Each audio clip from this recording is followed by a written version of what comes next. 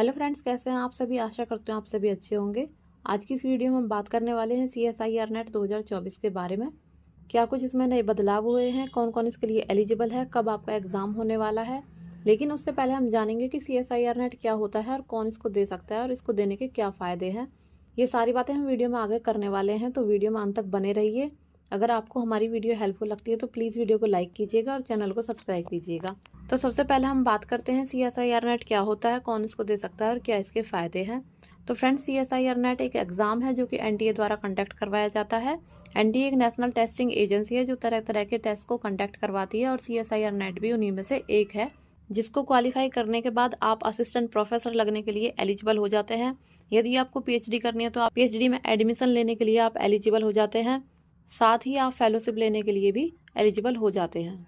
जो बच्चे साइंस वाले सब्जेक्ट के साथ जैसे केमिस्ट्री, मैथ, फिजिक्स, बायोलॉजी, इन सब्जेक्ट के साथ जो मास्टर डिग्री करते हैं वो CSIR नेट दे सकते हैं।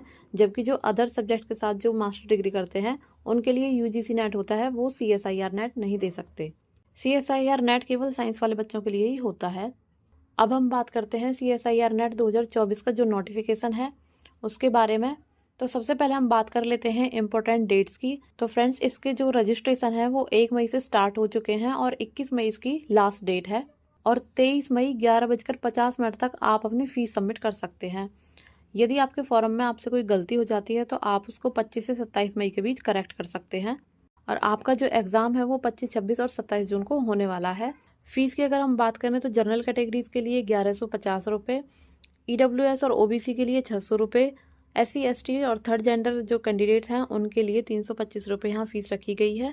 आपका ये जो एग्ज़ाम है वो ऑनलाइन मोड में होगा, CBT होगा, मतलब कंप्यूटर बेस्ड टेस्ट आपका ये होने वाला है।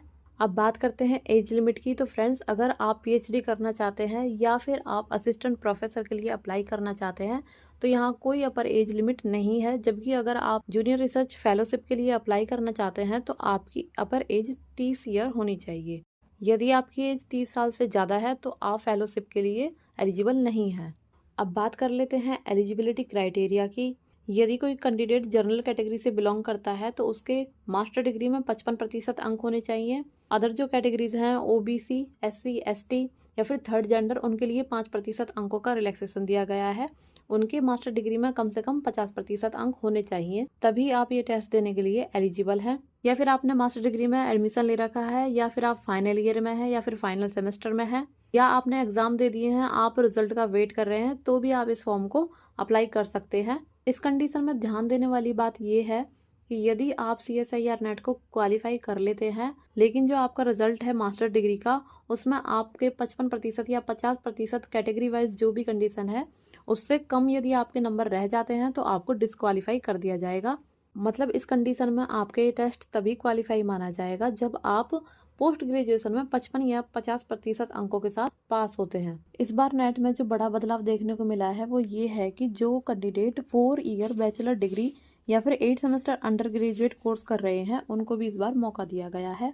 इस केस में यदि कोई जनरल कैंडिडेट 75% अंकों के साथ और OBC, SC ST या फिर थर्ड जेंडर कैटेगरी का कोई कैंडिडेट 70% अंकों के साथ अपनी डिग्री को पूरी करता है तो वह कैंडिडेट भी इसके लिए एलिजिबल है। यदि कोई कैंडिडेट इस कोर्स के फाइनल सेमेस्टर या फिर फाइनल ईयर में है या फिर एग्जाम दे दिए हैं, रिजल्ट का वेट कर रहे हैं, ऐसे कैंडिडेट्स भी इसके लिए अप्लाई कर सकते हैं। यदि ये कैंडिडेट CSIR नेट क्वालिफाई कर लेते हैं तो इनका टेस्ट तभी क्वालिफाई माना जाएगा जब इनकी डिग्री का जो रिजल्ट है उसमें 75 या 70% अंक कैटेगरी वाइज ये प्राप्त कर लेते हैं। अदरवाइज आपका जो टेस्ट है वो डिस्क्वालीफाई कर दिया जाएगा। इन कैंडिडेट्स के लिए ध्यान देने वाली बात यह है कि ये कैंडिडेट यदि CSIR नेट क्वालिफाई कर लेते हैं तो ये JRF और PhD के लिए ही एलिजिबल होंगे, जबकि असिस्टेंट प्रोफेसर के लिए ये एलिजिबल नहीं होंगे। जो कैंडिडेट्स JRF के लिए अप्लाई कर रहे हैं उनको JRF तभी मिलेगा जब वो PhD में एडमिशन लेंगे। यदि वो PhD में एडमिशन नहीं लेते हैं तो उनको फेलोशिप भी नहीं मिलेगी। यहाँ JRF के थ्रू आपको अच्छा खासा स्टाइपेंड मिलने वाला है। यदि आप PhD करते हैं, JRF की कट ऑफ क्लियर करते हैं तो आपको पहले 2 साल को स्टाइपेंड मिलने वाला है, वो 37,000 रहेगा और बाद में ये स्टाइपेंड आपका 42,000 रुपये हो जाएगा। फ्रेंड्स, एक और ध्यान देने वाली बात यहाँ पर यह है कि जब आप फॉर्म अप्लाई करेंगे तो आपको 3 कैटेगरीज देखने के लिए मिलेंगी। कैटेगरी 1 में है यदि आप JRF, असिस्टेंट प्रोफेसर और PhD तीनों के लिए अप्लाई करना चाहते हैं तो आप कैटेगरी 1 फिल करेंगे। यदि आप JRF के लिए अप्लाई नहीं करना चाहते हैं, सिर्फ असिस्टेंट प्रोफेसर और PhD के लिए अप्लाई करना चाहते हैं, तो आप कैटेगरी 2 फिल करेंगे। और यदि आप केवल PhD में एडमिशन लेने के लिए अप्लाई करना चाहते हैं, तो आप कैटेगरी 3 को फिल करेंगे। और इसी तरह से आपका ये रिजल्ट आएगा। और आपके रिजल्ट का जो क्राइटेरिया रहेगा वो परसेंटाइल सिस्टम में रहेगा, मतलब परसेंटाइल सिस्टम में आपका रिजल्ट आएगा। फ्रेंड्स, आपको पेपर सॉल्व करने के लिए 180 मिनट का समय मिलेगा, मतलब 3 घंटे का समय आपको मिलने वाला है। अब बात कर लेते हैं एग्जाम पैटर्न की। तो फ्रेंड्स, जैसे कि इसमें 5 सब्जेक्ट दिए हुए हैं, आपने जिस भी सब्जेक्ट से अपनी डिग्री कंप्लीट की है, आप उस सब्जेक्ट से अपना फॉर्म फिल कर देंगे। हर एक सब्जेक्ट के 3 पार्ट होंगे, पार्ट ए, पार्ट बी और पार्ट सी। यहाँ आपको टोटल क्वेश्चन दिए हुए हैं, उसमें से कितने सॉल्व आपको करने हैं वो दिए हुए हैं, और कितने नंबर की आपकी नेगेटिव मार्किंग रहने वाली है वो भी यहाँ दी हुई है। हर एक पार्ट की अलग अलग नेगेटिव मार्किंग है। जैसे अगर हम केमिकल साइंस की बात करें तो यहाँ पार्ट ए, पार्ट बी और पार्ट सी दिया हुआ है। पार्ट ए में आपके 20 क्वेश्चन रहने वाले हैं, जिनमें से आपको 15 सॉल्व करने हैं। हर एक क्वेश्चन 2 नंबर का होगा और नेगेटिव मार्किंग आपकी 0.5 मार्क्स की होगी। इसी तरह से पार्ट बी में 40 क्वेश्चन होंगे, जिनमें से आपको 35 क्वेश्चन सॉल्व करने होंगे। हर एक क्वेश्चन 2 नंबर का होगा और 0.5 की नेगेटिव मार्किंग होगी। पार्ट सी में 60 क्वेश्चन होंगे, जिनमें से आपको 25 सॉल्व करने हैं और हर एक क्वेश्चन 4 नंबर का होगा। 1 नंबर की यहाँ नेगेटिव मार्किंग रहने वाली है। तो टोटल आपके 120 क्वेश्चन होंगे, जिनमें से आपको 75 क्वेश्चन सॉल्व करने हैं। इस तरह से टोटल 200 नंबर का पेपर होगा।